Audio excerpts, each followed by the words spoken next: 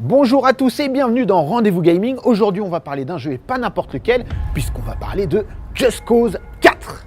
I was born to fight wars that no army could win. There was no fear, no failure.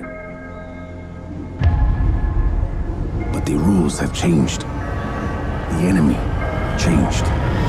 C'est le retour de la licence Just Cause et de son héros Rico Rodriguez. Alors Just Cause, c'est une licence quand même qui date de un petit peu plus de 12 ans. Reconnaissable par son héros muni d'un grappin et ses univers destructibles et un côté bac à sable assumé.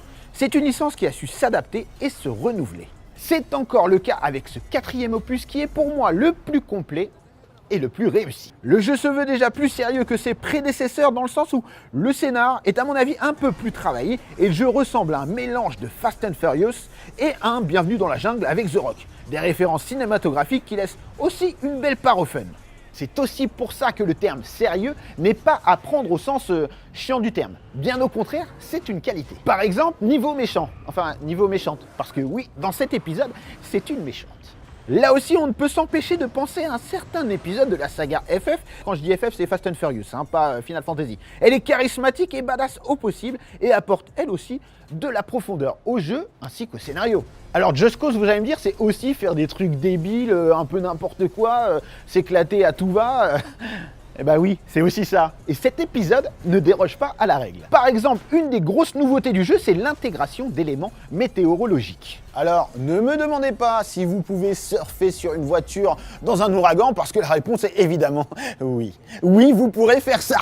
Tempête de sable, ouragan, orage, blizzard, bref, ça va être assez dingue et il faudra s'adapter en fonction du temps. Autre nouveauté, le moteur graphique. C'est un nouveau et il est complètement en raccord avec l'univers de Just Cause.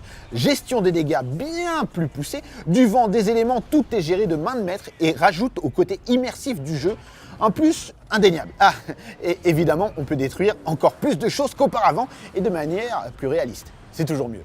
Rayon nouveauté toujours, vous pourrez utiliser un nouvel objet quelque peu pratique, j'ai envie de dire même très pratique, l'air lifter.